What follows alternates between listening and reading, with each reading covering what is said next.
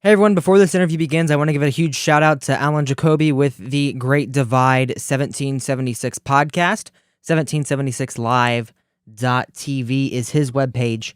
He helped me get this interview. He was a great influence. He's a great friend of Roger Stone. He has a great show himself, The Great Divide with Alan Jacoby over at 1776live.tv.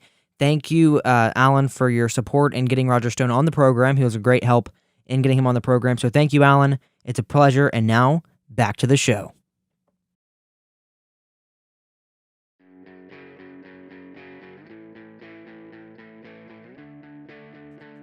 This is the Conservative Crusader.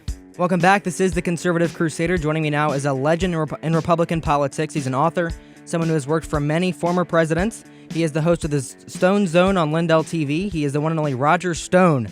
Mr. Stone, welcome to the Conservative Crusader on the Red Future Radio Network. How are you today, sir?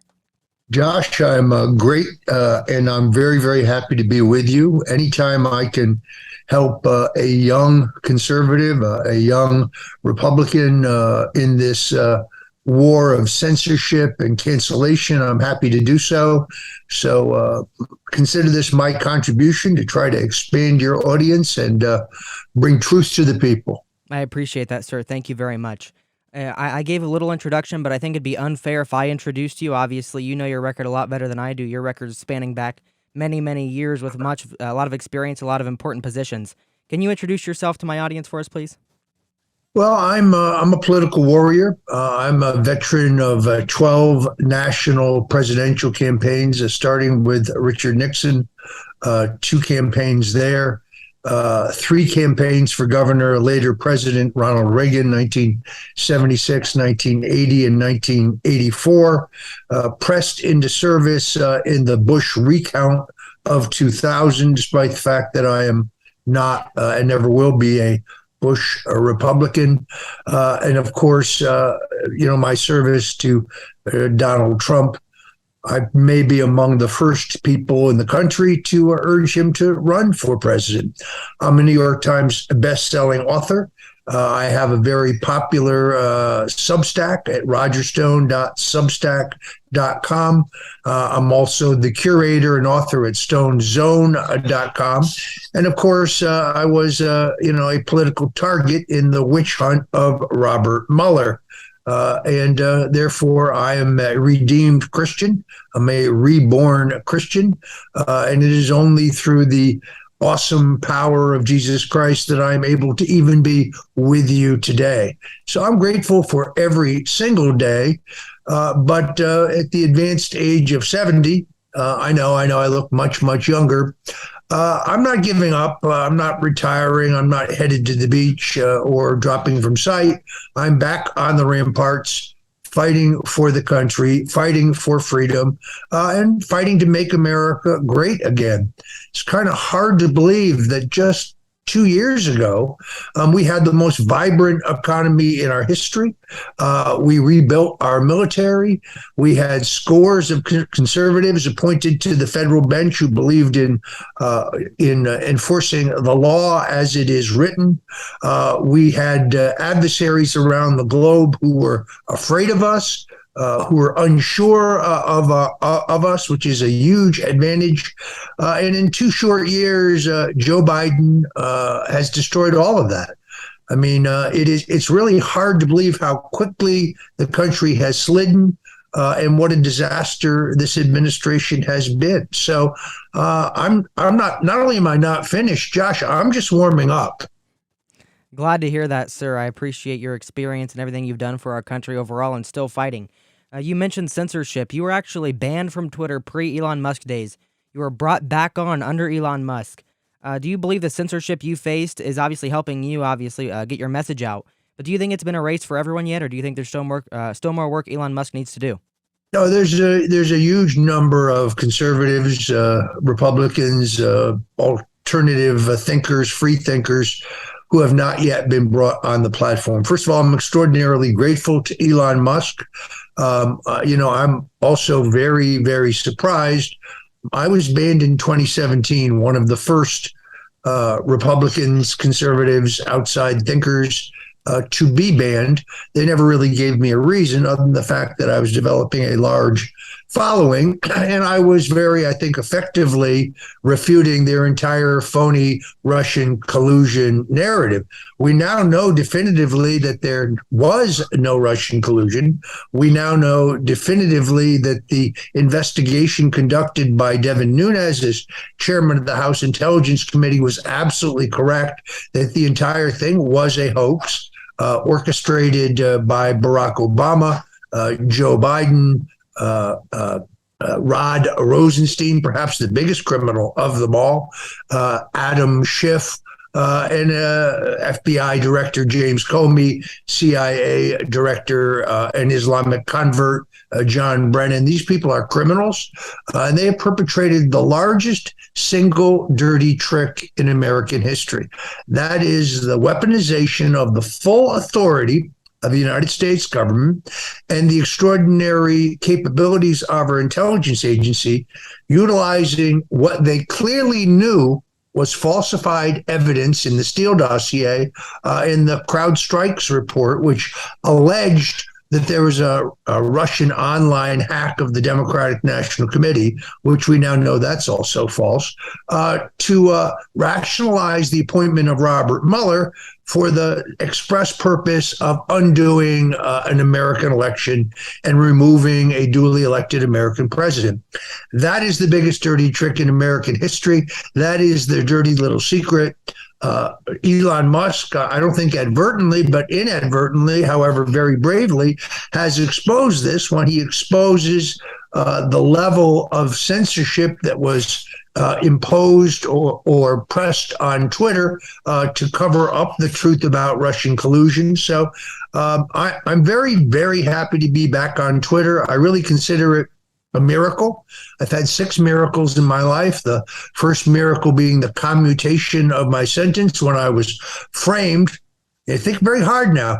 I lied to Congress about Russian collusion. How do you lie about something that never happened? Exactly. There was never any evidence presented against me involving the Russians, or for that matter, WikiLeaks, other than the fact that I could read.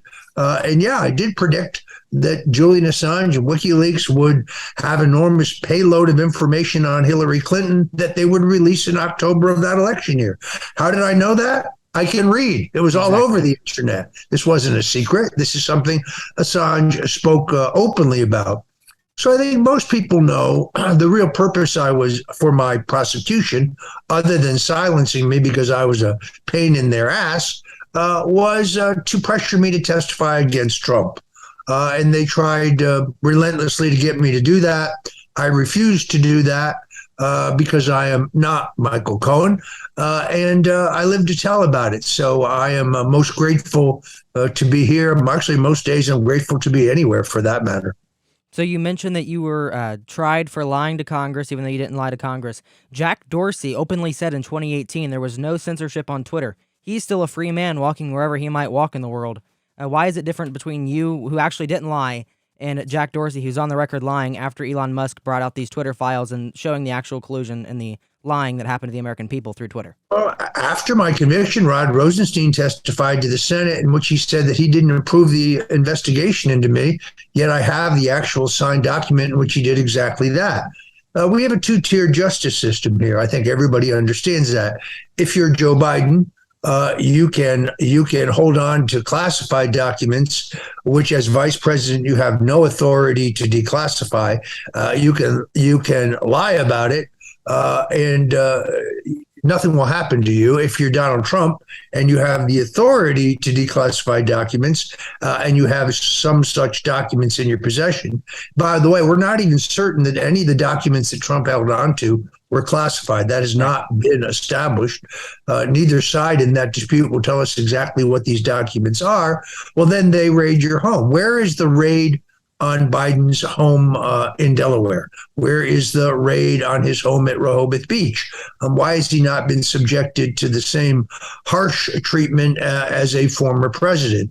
This goes on and on and on. James Comey lied to Congress. He's not been prosecuted. Hillary Clinton lied to Congress. She has not been prosecuted. John Brennan lied to Congress. He has not been prosecuted. James Clapper This guy told us, no, there's no metadata collection system in our intelligence agencies. That is a material lie. Now, I did make misstatements in my voluntary testimony to Congress, but they were all ridiculously immaterial. None of them hid any underlying crime because there was no underlying crime to hide. So, look, I'm a victim of the deep state. I'm still recovering from 2 years of the most horrific experience that you can imagine, where, we lost our home, we lost our savings. I had to sell my car to pay my lawyers. We lost most of our insurance.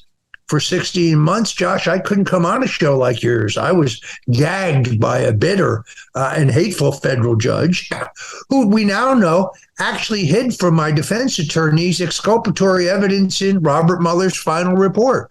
On November 3rd, 2020, long after my pardon, actually on the day of the presidential election, so the biggest news day of the year, at midnight, the Department of Justice put out a press release in which they released the last remaining redacted sections of Robert Mueller's famous report, in which even he couldn't sugarcoat the fact that he had, quote, found no factual evidence, close quote, of Russian collusion, WikiLeaks collaboration, or any involvement of the phishing and publication of John Podesta's emails. So there you have it. Of course, that didn't get reported by the New York Times or the Washington Post or the Wall Street Journal or the Associated Press or these are particularly vile miscreants, the Business Insider. They spent 2 years calling me a Russian spy, calling me a traitor. But when the Justice Department admitted that there was no point in my prosecution, that they hadn't found no evidence of Russian collusion, of course, they didn't bother to report that. Of course not. When it favors you, they don't report it. And obviously, mentioning it on the most important news day of the year, the presidential election, it's going to get buried. All the talk is on the presidential election. I kind of want to go back a little bit to when you served under former presidents. You've served under every modern Republican president in some way or another. One thing I've tried to do through all my political experiences when I speak to interesting people like yourself and important people like yourself is ask for a piece of advice they've learned from someone that influenced them. So obviously I'm 16 years old. I'm still new in this. If you're willing to share anything that you learned from any of the former presidents that's made an impact on your life. Sure. The most important thing I guess I learned came from one Richard M. Nixon who said, never give up. Never give up. Others may hate you, but when you hate them, they win. When you hate them, they just destroy themselves. And this has been a very difficult evolution, I guess, in my character, in my outlook. I mean, I am Sicilian. I'm a warrior. So the old Roger Stone would just want revenge on those who came very close to destroying me. Now I actually pray for them. It's a very hard thing to do to get over the desire for revenge, but Nixon's right. When you hate them in return for their hatred of you, you only destroy yourself. In the end, God wins, as they will see. We see the world beginning to turn now, ever so slowly, and I can't even begin to overstate the impact that Elon Musk has had on this process. Whether it is the lies we've been told about the safety and the effectiveness of the COVID-19 vaccination, or the lies we were told about the alleged Russian collusion, or the lies about Hunter Biden's laptop, which is real, which is authentic, which does contain evidence of impeachable crimes. He has really opened the eyes of the world. It's interesting being back on Twitter, all the people who want to call you a traitor. I mean, you wonder what planet these people are. No, sorry. If there is a traitor, it would be Joe Biden, who took millions of dollars from the Chinese, the Russians, the Ukrainians, the Romanians, while he was serving as vice president of the United States. If you're looking for a traitor, don't fling that at me. I will merely block you. But go looking for the real traitors. Joe, Hunter, Jim Biden. Those are the real traitors. And you mentioned the Hunter Biden laptop. You forgot the Ashley Biden diary, which is still being censored to this day, still being hidden to this day, where Project Veritas leaked that and said that Ashley Biden actually had showers with her father, if you remember that story. I did. I read a very good, interesting piece about this in New York Magazine this morning. I mean, look, James O'Keefe is a friend of mine. He's a journalist. He does what journalists do. Are they prosecuting people at the New York Times or the Washington Post? They publish purloined material all the time.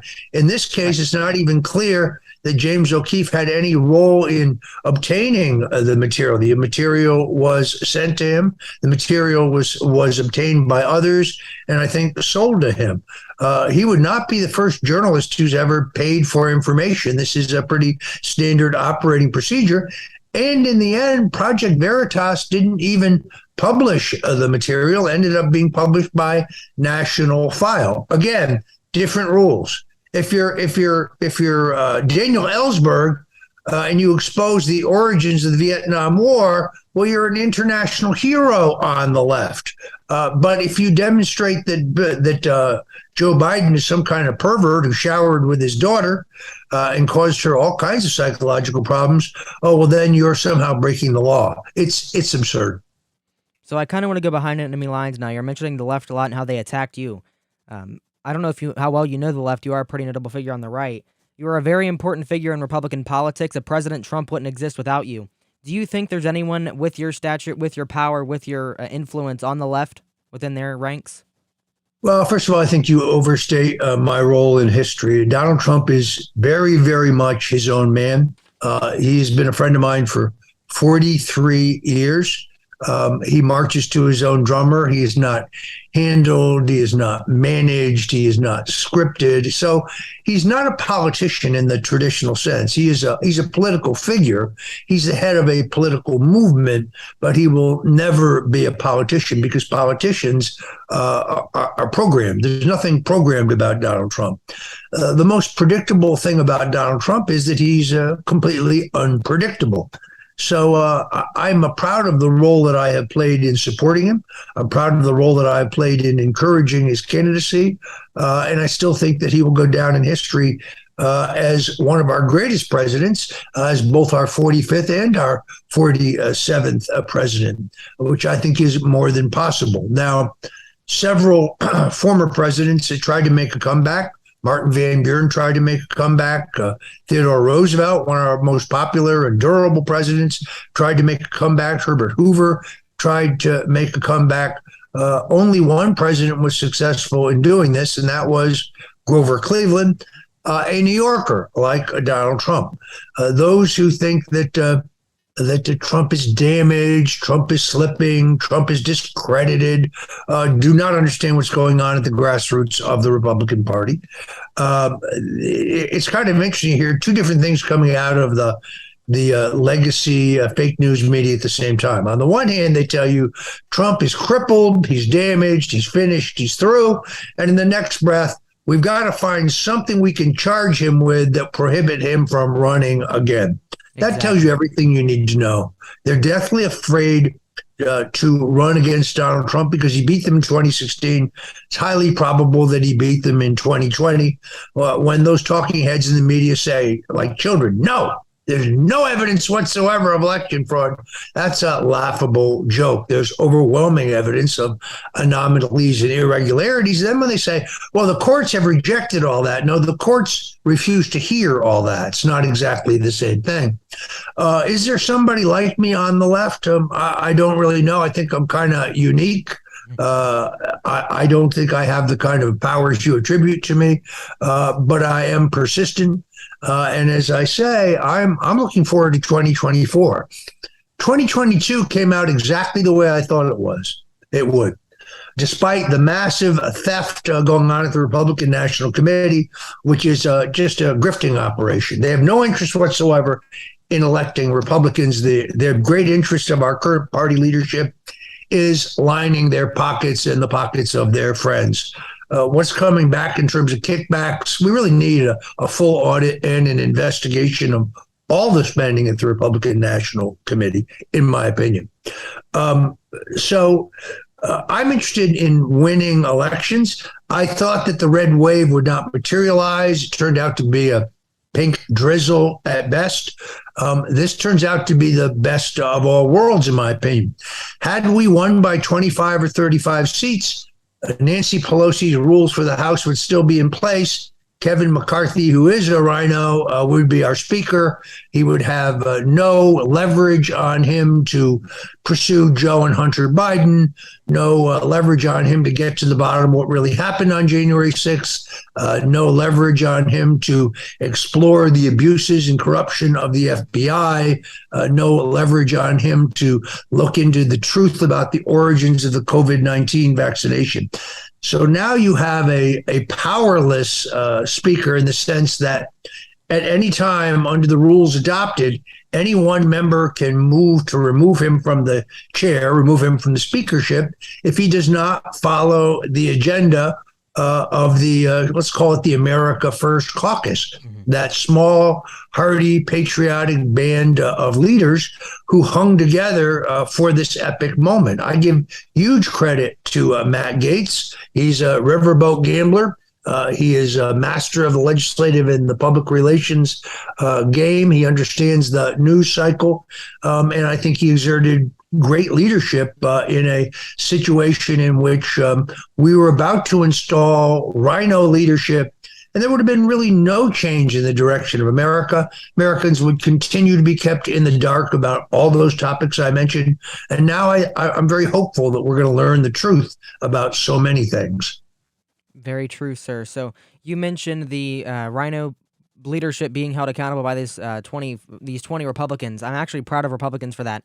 I wish Trump wouldn't have stood so far with McCarthy for that. Do you think he had a second take there with standing with McCarthy for so long? I'm a little baffled by it. I spoke to him about it several times. We never got into the merits of it because his mind was made up. He still believes that McCarthy will be a great speaker. By the way, he may turn out to be right. McCarthy, leveraged by Gaetz and the Patriots, may turn out to be a great speaker. So Trump could turn out to be right. I don't really understand how one can be this critical of Mitch McConnell, but not be critical of Kevin McCarthy because their records, of course, are identical. I'm still trying to figure out why McCarthy was parading around the floor wearing a Ukrainian a pocket square and a Ukrainian flag pin in his lapel. The war in Ukraine is in violation of a treaty that this country signed in 1994, signed by my old boss, President Ronald Reagan, with Soviet leader Gorbachev, in which we agreed that Ukraine would remain a neutral buffer zone and that we would not mount offensive missiles, NATO missiles, U.S.-funded missiles on the ground pointed at Russia in Ukraine, nor should we be operating bioweapons labs there, cooking up God knows what to dump on the Russians. So the idea that Vladimir Putin is a bad guy, he is a bad guy. He's an authoritarian thug. Their system is just as bad as the system in Ukraine. So in both Ukraine and Russia, all political parties are outlawed but the ruling party. In both Russia and Ukraine, all the political opponents of the president have been arrested.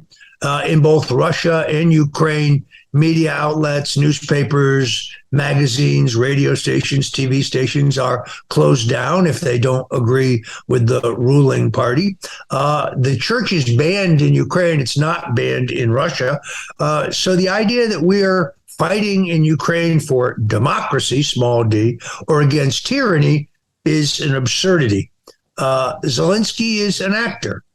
He's an actor who's been hired to play the role of a president. There's nothing wrong with being an actor before you're president, unless you're an actor who's been hired by oligarchs to play the role of a president. Ronald Reagan was an actor, but trust me, he didn't work for anybody other than the American people. Very true, sir. So I want to move to the election side of everything. With Trump announcing his 2024 campaign, I think this is one of the main focuses right now, the 2024 election. A lot of people on Twitter have been saying the passion and the charisma of Trump isn't the same now in 2024 as it is 2016. I equated that to his speech being in a ballroom and not in a lobby of the Trump Tower. What are your thoughts on the state of the Trump 2024 campaign so far? Well, I think he was laying down a marker. I think this is an unusual situation. So the campaign doesn't begin until the front runner begins it. He is the front runner, and therefore the campaign cannot really begin until he chooses to begin it. There is no other candidate, so there is no competition today, although there's clearly going to be. And it's just way too early to say whether Trump has the energy and the appeal that he had in 2016. If you believe the polls, and by that I mean the polls in which they don't throw independents and non-primary voters into the sample to try to cook them for Governor Ron DeSanctimonious, Trump is in very solid shape going into this nomination contest. I think he has a hard lock on somewhere around 45, close to 50% of the vote. I think there's another 20% of the voters who are open to him once he begins to campaign and they see the themes of his campaign. I do think he has to run as the 25-26 circa Trump as opposed to the 2020 circa Trump. He's not going to be the candidate of the Republican establishment. He's not going to be the candidate of the country clubs. He's not going to be the candidate of the globalists. They have their candidate. Their candidate's going to be my governor, Ron DeSantis, a man who says one thing and then does the opposite. Now, even Governor DeSantis and his small band of advisors realize you have to sound MAGA in our party to get nominated. If you identify yourself as a Jeb Bush Republican, well, then you're not going to get nominated. But I ask you, Jeb Bush was not at Governor DeSantis' first inauguration. Why would he show up for a front row seat in the second one? How odd. Not to mention the fact, to interrupt here, Jeb Bush wrote the nomination for Time Magazine Person of the Year for Ron DeSantis. He wrote that piece for Time Magazine, Jeb Bush did, for Ron DeSantis. Do you think Ron DeSantis has... Look, it's great to say to the Florida Supreme Court that you want them to impanel a grand jury to investigate whether the people of Florida were misled by those who manufactured and pushed the COVID-19 vaccination. But when you've signed a law giving those people immunity, then what's the point? In other words, if the grand jury is going to charge somebody, well, they should charge Ron DeSantis because he was a full-throated advocate for taking the vaccination, and he assured us that it would protect you from infection. For 2 years, we had the most draconian mask mandates in place. He woke up after 2 years. Where was he in the first 2 years? Oh, he must have seen a poll. So he's trying to rewrite history. I met a guy yesterday whose son tragically died from the vaccination. I asked him why his son took it. He said, well, we saw Ron DeSantis on TV, and he assured us it was safe and effective. So he's not going to escape his culpability. And by the way, they're masking people again here in Florida. My daughter is a nurse at a major urban hospital, and she's being told that because she's unvaccinated, she must either wear a mask or be terminated. Here in the local Broward County schools, we have just adopted a curriculum that includes critical race theory. Calling Ron DeSantis, you said before the election this wasn't going to happen, but it is. So again, the governor is a man who says one thing, does something else, but that's what campaigns are about. And I think his real record as a master politician, but as a rhino, is going to be exposed. And then the question I'd like to know is, how does he feel about the $100 billion we have already shipped to Ukraine, 100 plus, and how will he feel about sending them yet another penny? As a governor, he has not had to opine on those issues, and I want to hear where he is on the war in Ukraine. I appreciate that as well, and I agree with you, everything. I've been saying the same thing. He says one thing, does another. He's a great talker. He's a great politician. Not great with the actual issues. Do you think he has a chance in national politics at all? He's being propped up by the establishment left, the National Review Republicans. Do you think he has a chance in national politics at all as someone who's... Sure. Well, he has $150 million in the bank. He does have the attribute of discipline. He's extremely disciplined. I mean, it's a shame they can't perform some kind of surgery to graft a personality on him because he doesn't really have much of a personality. He's kind of a pill. I've never actually seen the guy smile. I don't know that he smiles.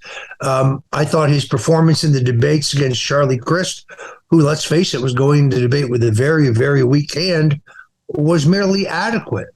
and why he froze, why he choked and froze on the simple question of ruling out a 2024 presidential campaign and committing to fill the remainder of the term that he was asking for, really surprised me. Had to know that question was coming. I knew that question was coming. It was put to him 3 times. Folks, he's running. Anybody who says, oh, maybe he's not going to run, maybe he's second, no, he's running. For those who follow Florida politics, Ashley Moody, our attorney general, has been promised that if she does not run for governor after him, she'll be appointed U.S. attorney general.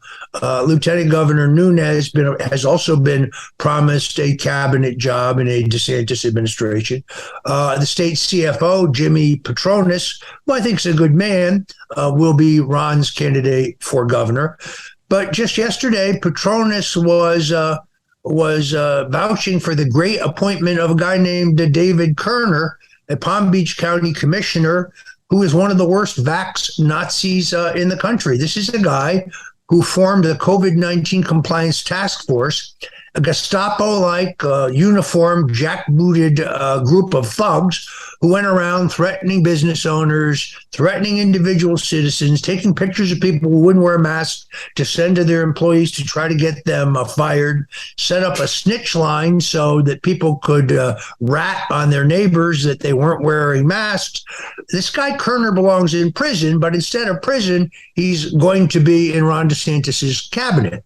It's a dirty deal. It's a quid pro quo deal, in my opinion, because Kerner, a left-wing Democrat, almost a socialist, and an arrogant SOB on top of it, endorsed a conservative Republican governor out of the blue. What's the deal, Ron? What was the deal? Because promising somebody a job in return for endorsement, that's a crime in this state. It's a crime federally as well. By the way, promising somebody a cabinet job, that's a crime also. So we're scratching our heads. Today, the cabinet will approve the record of this vaccination. Not see, but here's what I say to you, Josh. Trust me, the people in Iowa and New Hampshire will know all about this. They'll know all about it. And when Ron starts with his anti-vax stuff, he can answer the question why he appointed a man who destroyed businesses, destroyed lives, and actually killed people to a sensitive position where, as the head of the State Department of Motor Vehicles, he has a backdoor to all of our voter data. I'd like to know that information as well. That's something that I don't trust Ron DeSantis. People are saying, well, he's changed since his time in Congress. He was a neocon in Congress. He didn't do anything good in Congress. Like you mentioned earlier, he saw a poll, said he needed to flip his way because Trump might have been losing influence during his 2020 COVID stuff. So he thought, hey, good opportunity for me to run in 2024, and he changed everything up. And he's doing quid pro quos with the nominations like you mentioned before. So I want to mention super PACs and everything like that, and also George Santos, who's another candidate that's seen as someone who was rising on the Republican side. Now he's kind of waning influence through his lies that he told. You've called on him to resign on your Twitter page. Do you think there'd be a scenario where he'd hold on to his Biden +8 district in 2024? It's totally up to him, but I really think that, first of all, I do think he should resign. I think the net effect of his lies is just too cumulative. Now, it's ironic because he said I should go to jail, and the 7 to 9 year sentence was appropriate for me, even though I didn't lie about anything. Yet he's lied, as it turns out, about everything. So no, I think he should resign. I actually think we'd have an excellent chance to hold that seat in a special election, and there are a number of individuals who will be a much better choice than him. Now, I know some people say, well, if he resigns, Senator Blumenthal should resign about lying about his non-service in Vietnam. I agree with that. Joe Biden lied. Elizabeth Warren, Princess Pocahontas, to get that joke actually right. Now, they all should resign, but they won't because there is a double standard. As a Republican, Santos is held to one standard, and all these other Democrats are held to a different standard. So if you're a Democrat, if you're a liberal, you can lie about everything and anything. No, Joe Biden did not go to the black church every morning when he was in high school and college after Mass. That's a lie. That is an obvious lie. You can always tell when Joe Biden's lying. His lips are moving. As with most politicians there. So this is, I kind of want to mention this here. This is an Ohio-centric program. I'm based in Ohio. I don't know how much you pay attention to Ohio politics. We have a hot Senate race coming up between Sherrod Brown and whoever the Republican nominee is. Do you have a favorite candidate in Ohio by any chance? I do not. Ohio is one of the states that I handled for Governor Ronald Reagan. I was very, very good friends with your late Governor James Rhodes. Jim Rhodes is one of the great and most durable politicians in Ohio history. I was also very good friends with Senator Robert Taft Jr., the son of the great Robert A. Taft, a three-time Republican presidential candidate. I have a great affection for the state of Ohio. Governor John Kasich, not so much. I remember when he was a conservative. I remember when he was a Reagan Republican. The truth is, here's a dirty little secret. I fired him from the 1976 Reagan campaign, where he worked as a field man for selling marijuana to some of the other campaign staffers. He's denied that, but he's lying, and that is a stone cold fact. I did not know that. Thank you for that information. Same with the Ohio Governor Mike DeWine currently. He used to be decent on issues in the Senate. Now he's kind of flip-flopped there. I saw a picture of he and Donald Trump together, which really made me laugh. I'd forgotten that Mike DeWine is about the same height as Ron DeSantis, meaning he's very, very short. Stand up, Mike. Oh, you are standing up. Pardon me. Governor DeSantis, by the way, wears these 4-inch heels that make him look much taller than he is. I think he's about 5'7.5". And if you ever could get the 4-inch heels and the cowboy boots off of him, you'd see how tall he really was. The only reason I raise this is not to denigrate Ron DeSantis, but just the visuals of a debate with Donald Trump in which Ron DeSantis is 2 feet shorter than the president will be pretty stark. I'm excited for that as well if he does run, and as you mentioned, he probably will. Mike DeWine caught COVID 3 times every time Trump came to the state. He ran out of excuses. One time he said he was going to a cross-country meet, so he couldn't avoid Trump. But as soon as Biden came to town, oh, here he is with Biden, praising him, waving American flag, shaking his hand. Do you think we have a rhino problem in Ohio with our politics, as you said you follow it? Well, I'm very, very pleased with the election of J.D. Vance. It amazes me that why doesn't Donald Trump get any credit for this election? I mean, he was an early and I think very important supporter of Vance. His endorsement for the nomination helped Vance win the nomination over some other good candidates.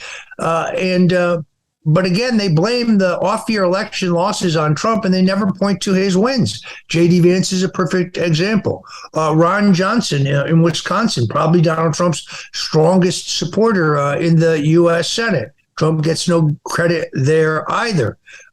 This is an absurdity. Our problem is the mix. McConnell, McCarthy, and McDaniel.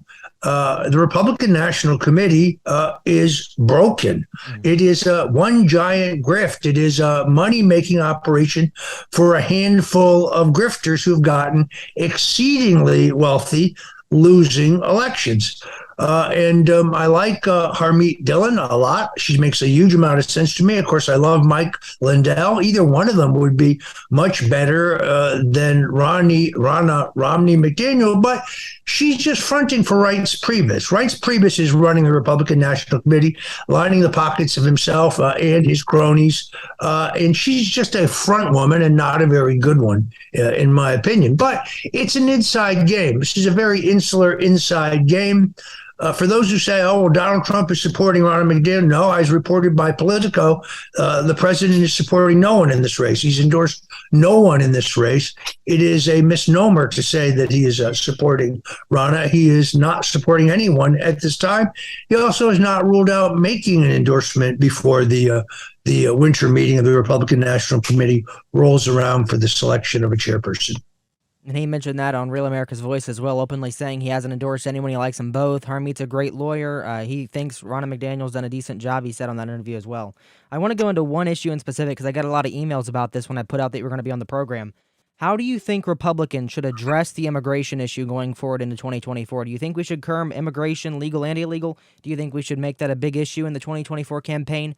We saw a lot of mishaps and a lot of miscommunications among the politicians to the base during the 2022 cycle, which I think attributed to that red wave you said that you didn't see fruition.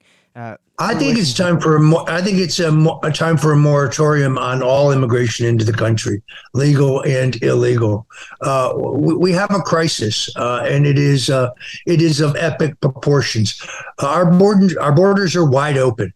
The Border Patrol really has no function other than now facilitating illegal crossings and enterings into the country. It's the reason we have a fentanyl crisis.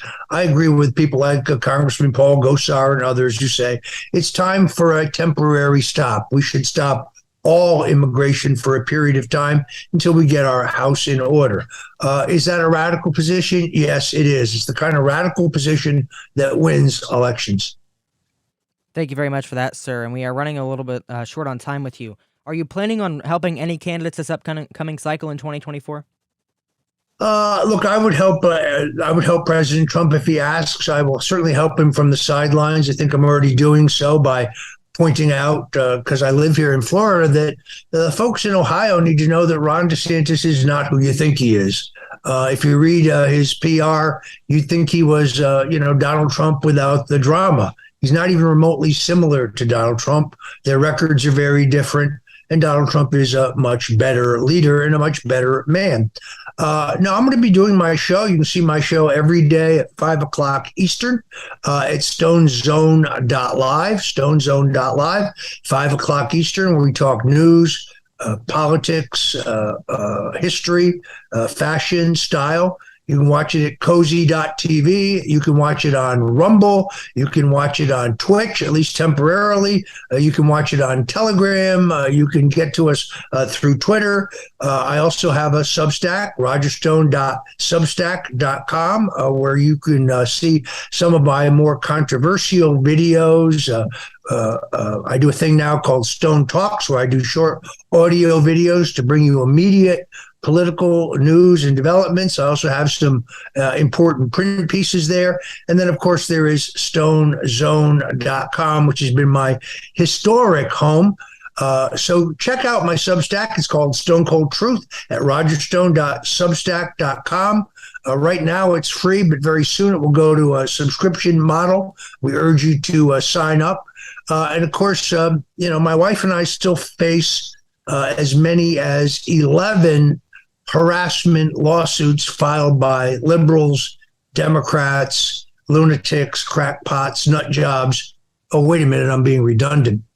This is what they call lawfare. This is where they file a highly sensationalized civil lawsuit against you to drag your name through the mud and to force you to spend tens of thousands of dollars on lawyers. And none of these lawsuits have any merit or any grounds. It's all just smear. There were 117, now there are 11. 6 have been dismissed. You never read about that. You only read when they get filed. Folks want to help me in that ongoing fight, and go to stonedefensefund.com, stonedefensefund.com. I'm as sick as asking as you are sick as of being asked, but in all honesty, I cannot do it alone. I'm still a target of the deep state.